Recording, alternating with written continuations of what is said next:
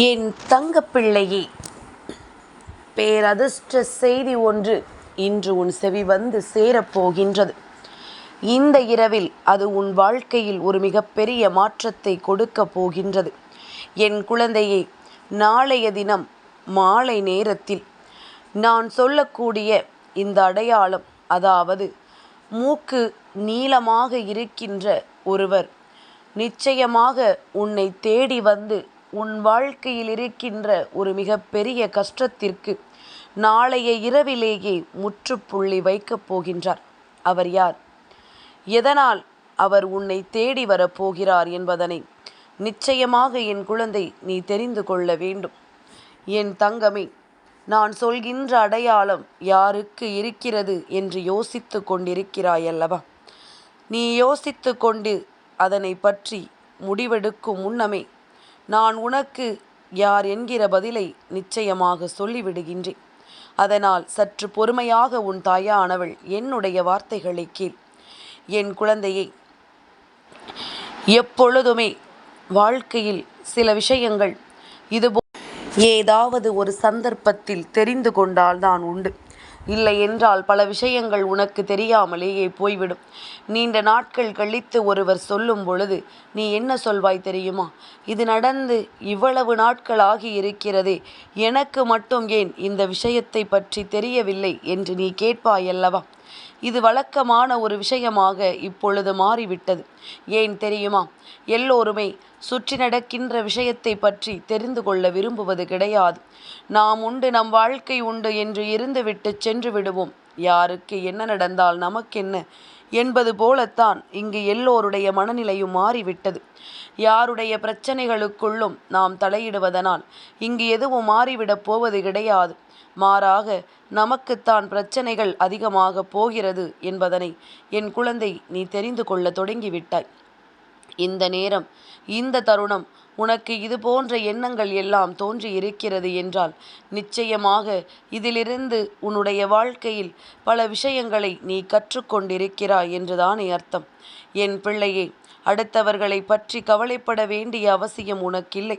ஆனால் உன் முன்னால் நின்று ஒருவர் உதவி கேட்கும் பொழுது அதை உன்னால் முடியும் என்றால் நிச்சயமாக ஒருபோதும் அதனை நீ மறுக்கக்கூடாது. என் குழந்தையே, நிச்சயமாக இந்த வாழ்க்கையில் ஒரு சில விஷயங்களை நாம் தெரிந்து கொள்ளத்தான் வேண்டும். கோபத்தில் எடுத்தெறிந்து பேசுகின்ற சிலருக்கு ஒரு அரிய குணம் இருக்கிறது. அது என்ன தெரியுமா?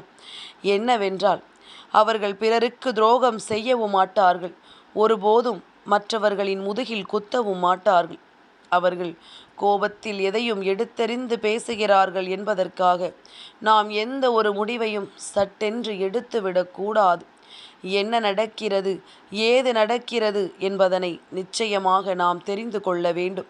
ஒருவரினுடைய உண்மையான குணத்தை தெரிந்து கொள்ள முடியாமல் சட்டென்று நாமும் ஒரு முடிவுக்கு வந்துவிடக்கூடாது என்பதனை முதலில் புரிந்து கொள்ள வேண்டும். உண்மையற்ற அன்பும் நேர்மையற்ற உழைப்பும் ஒருபோதும் நிலைக்காது. உண்மையில்லாமல் கொடுக்கின்ற அன்பு எப்பொழுதுமே நீடித்து நிற்காது. அந்த அன்பினுடைய உண்மையான முகம் என்னவென்று நிச்சயமாக தெரிய வந்துவிடும். என் குழந்தையே, நேர்மையில்லாத ஒரு உழைப்பு ஒருபோதும் நிலைக்காது என்பதனை முதலில் புரிந்து கொள். நீ யாருக்கு அதிகமாக உதவி செய்கிறாயோ அவர்களிடத்தில் மிகவும் கவனமாக இரு. ஏனென்றால் அவர்கள்தான் முதலில் உன்னுடைய எதிரியாக மாறுவார்கள். அவர்கள் உன்னிடத்தில் அதிகமாக எதிர்பார்ப்பார்கள். நிச்சயமாக அது உன்னால் முடியாத பொழுது உன்னை அவர்களின் எதிரிகளாகத்தான் அவர்கள் பார்க்க நேரிடும் என்பதனை மறந்து விடாதே. எது வேண்டும் என்று ஓடி ஓடி தேடினாயோ அது வேண்டவே வேண்டாம் என்று நீ ஒதுங்கி வருவதோடு உனக்கு புரியும், இதுதான் வாழ்க்கையின் நிதர்சனம் என்று. நாம் எதையும் அதிகமாக தேடும் பொழுது அது கடைசியில் நமக்கு வாழ்க்கையையே வெறுக்கச் செய்து விடுகிறது என்று. இதுவெல்லாம் என் குழந்தை சில நேரங்களில் சில விஷயங்களாக உன்னை தேடி வருவது எப்பொழுதும் உன் மனதிற்குள் நிலையாக நின்று விடட்டும். எதிர்காலத்தை பற்றி கவலைப்பட்டு கொண்டிருக்காதே. எவ்வளவு கஷ்டப்பட்டாலும் நடப்பது தானாக நடந்து கொண்டுதான் இருக்கும். அதனால் என் குழந்தையே, நீ இப்பொழுது செய்கின்ற விஷயங்களை சரியாக செய்து கொண்டிருந்தாலே போதும். உனக்கு நடக்கக்கூடிய நல்ல விஷயங்கள் எல்லாமுமே சரியாக நடக்கும் என்பதனை என் குழந்தை நீ தெரிந்து கொள்வாய். என் தங்கமே, வாழ்க்கை சில நேரங்களில் சில விஷயங்களை நமக்கு கொடுக்கும் பொழுதெல்லாம் அதையெல்லாம் எண்ணி எண்ணி நம்மை அதிகமான சிந்தனைகளுக்குள் கொண்டு வந்து நிறுத்தும். அதிலும் குறிப்பாக நம் அன்பை அலட்சியப்படுத்தவர்களையும் நம்மை அவமானப்படுத்துகின்றவர்களையும் நாம் வாழ்க்கையில் ஒருபோதும் மறந்துவிட மாட்டோம். உன்னை அன்பை அலட்சிய செய்து உன்னை வேண்டும் என்றே இந்த வாழ்க்கையில் ஒதுக்கி வைத்த நபர்களை நீ மீண்டும் தேடிச் சென்று ஒருபோதும் அவமானப்பட்டு விடாதே. வேண்டாம் என்று தூக்கி எறியப்படும் குப்பை கிடையாது உன்னுடைய அன்பு. வேண்டும் என்று தவமிருந்தாலும் கிடைக்காத ஒரு அரிதான பொக்கிஷம் உன்னுடைய அன்பு என்று அவர்களுக்கு ஒரு நாள் புரிய வரும் பொழுது உன்னுடைய அன்பு அவர்களுக்கு ஒருபோதும் கிடைத்துவிடக்கூடாது. அந்த எல்லைக்கு நீ சென்று விட வேண்டும். உண்மையான விஷயங்கள் இந்த வாழ்க்கையில் உன்னை தொடர்ந்து வரும் பொழுது என் குழந்தையே, உன்னை யார் என்று எனக்கு தெரியும். நீ எப்படிப்பட்ட குழந்தை என்று எனக்கு தெரியும். உன்னுடைய அன்பு ஒருவருக்கு கிடைத்து விட்டால் போதும். அவர்கள் வாழ்க்கையில் எப்பொழுதுமே பல புண்ணியங்களை செய்தவர்கள் என்பதனை நிச்சயமாக நான் உணர்ந்திருக்கிறேன். உன் தாயானவள் நானே உன்னை பற்றி இத்தனை உயர்வாக சொல்லும் பொழுது என் குழந்தையே, யாரையும் நினைத்து நீ வருந்தி கொண்டிருக்காதே. யாரை பற்றியும் யோசித்து நீ வேதனைப்பட்டு கொண்டிருக்காதே. எப்பொழுதுமே உன்னுடைய மனதிற்கு நீ நல்லபடியாக வாழ்ந்து காட்டுவாய். உன்னுடைய மனதிற்கு நீ நல்ல பிள்ளையாக உயர்ந்து காட்டுவாய். உன்னால் முடியாத காரியம் என்று இங்கு எதுவுமே கிடையாது. உன்னால் நடத்திவிட முடியாத விஷயங்கள் என்று இது எதுவும் கிடையாது. உனக்கு என்ன முடியும், ஏது முடியாது என்பதனை அறிந்து அதில் எந்த விஷயத்தை செய்தால் உனக்கு பலன்கள் கிடைக்குமோ அதை நீ சரியாக எப்பொழுதும் செய்து கொண்டிரு. மனமுடைந்து சிந்தும் கண்ணீர் துளிகளுக்கு மதிப்பு எப்பொழுதுமே அதிகம்தான் அல்லவா? அதை இந்த மனிதர்களிடம் காட்டுவதை விட நீ வணங்கும் தெய்வத்திடம் காட்டிவிடு. அப்படியானால் அந்த கண்ணீருக்கு மதிப்பு கிடைக்கும். தெய்வம் உன்னுடைய ஒவ்வொரு கண்ணீர் துளிகளுக்கும் நிச்சயமாக பதிலை சொல்லும் என்பதனை நீ மறந்து விடாதே. உன் மீது உண்மையான அக்கறை கொண்ட தெய்வங்கள் உன்னை சுற்றி வரும் பொழுது நிச்சயமாக உனக்கு இந்த வாழ்க்கையில் பேரதிசயங்கள் எல்லாம் நடந்து கொண்டுதான் இருக்கும். பெரிய பெரிய வெற்றிகள் எல்லாம் இந்த வாழ்க்கையில் உனக்கு கிடைத்து கொண்டுதான் இருக்கும் என்பதனை நீ மறந்து விடாதே.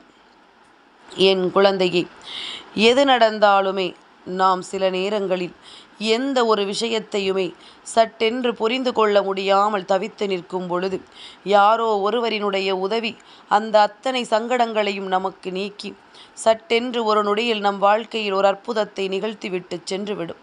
அப்பேற்பட்ட ஒரு அற்புதம்தான் நான் சொல்கின்ற இவரால் உன்னுடைய வாழ்க்கையில் நடக்கப் போகிறது. என் குழந்தையே, எதையும் எதிர்பார்த்து நாம் இங்கு ஒரு விஷயத்திற்காக காத்து நின்றோமானால் நிச்சயமாக நமக்கு வாழ்க்கையில் எந்த ஒரு விஷயமும் நடக்காமல் போய்விடும். எதையும் எதிர்பாராது என் பிள்ளை நீ நின்று கொண்டிருக்கும் பொழுதுதான் இந்த வாழ்க்கை உனக்கான பேரதிசயங்களை எல்லாம் உன் கண் முன்னால் கொண்டு வந்து நிறுத்தும் என்பதனை நீ மறந்து விடாதே. நமக்கு நாம் தான் எப்பொழுதும் துணையாக இருக்கிறோம் என்பதனை முதலில் நீ புரிந்து கொள். உனக்கான எல்லா உண்மைகளையும் நீ விட்டு விடாதே. உன்னை தேடி வருகின்ற எல்லா நன்மைகளையும் நீ ஒருபோதும் தொலைத்து விடாதே. உனக்கான விஷயங்கள் எதுவாக இருந்தாலும் அது என்றும் என்றென்றும் உன்னை நல்லபடியாக தேடி வரும் என்பதனை நீ உன்னுடைய புரிதலுக்குள் நிலையாக வைத்து கொண்டிரு.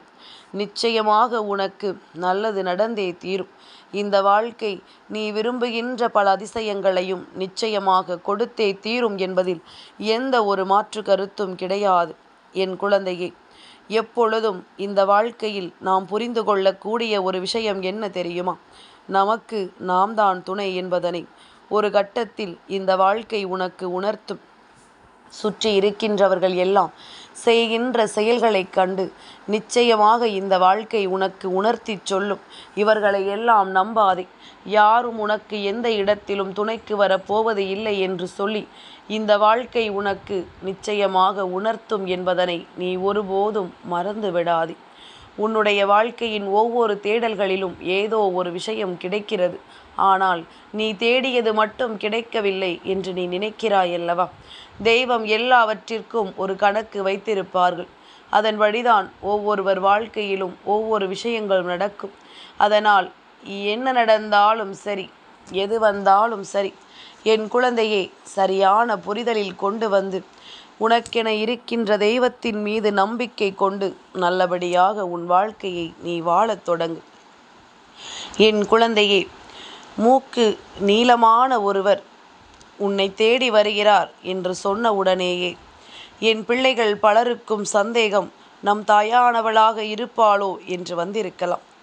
ஆனால் நாளைய இரவு நேரத்தில் உன்னை தேடி வரக்கூடியவர் விநாயக பெருமான் அல்லவா? யானை முகத்தோனான விநாயகன் நாளைய இரவு சங்கடகர சதுர்த்தியில் உன்னுடைய வாழ்க்கையில் இருக்கின்ற சங்கடங்களை தீர்த்து உனக்கு நல்லாசிகளை வழங்க வருகின்றார். என் குழந்தையை, சங்கடகர சதுர்த்தி நாளில் விநாயக பெருமானை வழிபடுவதற்கு முன்பாக உன்னுடைய வீட்டில் தீபங்களை ஏற்றி வைத்து விட்ட பிறகுதான் கோவிலுக்கு செல்ல வேண்டும். இது பலரும் அறிந்திருக்கின்ற உண்மை. அம்மாவே பல முறை எடுத்தும் சொல்லியிருக்கின்றேன்.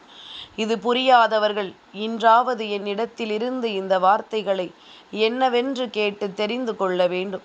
நிச்சயமாக உனக்கு நல்லது நடக்கும். நிச்சயமாக உனக்கு இந்த வாழ்க்கை சந்தோஷங்களை உறுதியாக கொடுக்கும் என்பதனை நீ மறந்து விடாதே. உன்னோடு நான் இருப்பதும் உனக்காக நான் வருவதும் என்றும் என்றென்றும் உனக்கான சந்தோஷங்களை கொடுப்பதற்காகத்தான்.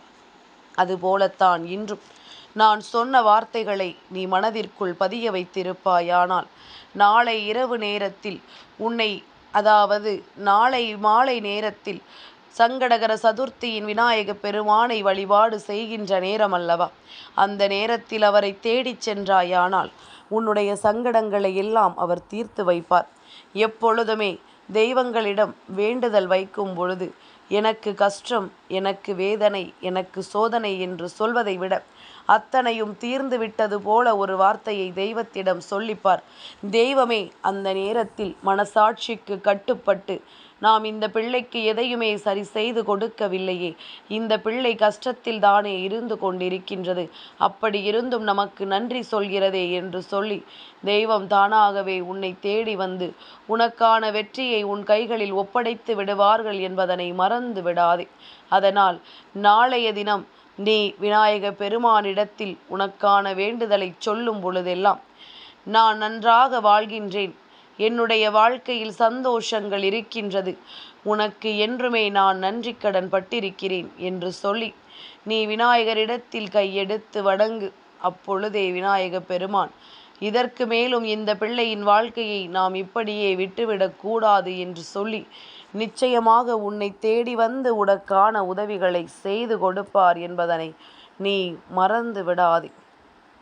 என் குழந்தையே, எவ்வளவோ விஷயங்களை எல்லாம் நீ தாண்டிய பொழுதிலும், எவ்வளவோ இன்னல்களை எல்லாம் நீ கடந்த பொழுதிலும், இதையெல்லாம் என் குழந்தை நீ சரியானபடி ஏற்றுக்கொள்ள தயங்காமல் முன்னேறி வந்து கொண்டே இருக்கிறாயல்லவா? உன்னுடைய இந்த முன்னேற்றங்கள் தான் இந்த வாழ்க்கையில் உனக்கு அடுத்தடுத்து என்னவென்பதனை சரியாக புரிய வைக்கின்றது. அடுத்த விஷயங்கள் என்னவாக இருக்குமோ என்று உனக்கு தெளிவாக சொல்லிக் கொடுக்கின்றது. நல்ல நேரம் வருகின்ற பொழுது இந்த வாழ்க்கையும் உனக்கான நம்பிக்கையை உறுதியாக தரும் என்பதனை என் குழந்தை நீ புரிந்து கொண்டால் அது போதும். இனி எப்பொழுதும் உனக்கு வெற்றியின் முகம்தான். இனி எப்பொழுதும் இந்த வாழ்க்கையில் உனக்கு சோதனைகள் நீங்கிய நல்லபடியான காலம்தான் என்பதனை என் குழந்தை நீ தெரிந்து கொண்டால் போதும். இந்த தாயானவளினுடைய அன்பினால் என் பிள்ளை நீ இழந்ததை எல்லாம் நிச்சயமாக மீட்டெடுக்க வேண்டிய நேரம். உனக்கான ஒவ்வொரு உண்மைகளும் உன்னை தேடி வந்து உன் கைகளில் கிடைக்கக்கூடிய தருணம். இதனை நீ ஒருபோதும் மறந்து விடாதே. உனக்கு நல்லது நடக்கும். உனக்கான சந்தர்ப்பங்கள் எப்பொழுதும் உன்னை தேடி வரும் என்பதனை நீ புரிந்து கொண்டால் அது போதும். எதிர்வரக்கூடிய சூழ்நிலைகள் இனி உனக்கான ஒவ்வொரு உண்மைகளையும் நிச்சயமாக நல்லபடியாக எடுத்து தரத்தான் போகிறது என்பதனை நீ புரிந்து கொண்டாலே அது போதுமல்லவா? என் பிள்ளையினுடைய சந்தோஷம் எப்பொழுதும் என்னுடைய சந்தோஷமாக இருக்கும். அதுபோல உன் வாழ்க்கையில் இருக்கின்ற எல்லாமும் உனக்கான பெருமகிழ்ச்சியை நிச்சயமாக கொடுக்கும் என்பதனை நீ மறந்து விடாதே. என்றும் இந்த தாயின் அன்பு உன்னை தொடர்ந்து வரும். என் தங்கப் பிள்ளைக்கு இந்த வராகி அம்மாவினுடைய ஆசீர்வாதங்கள் எப்பொழுதுமே முழுமையாக உண்டு.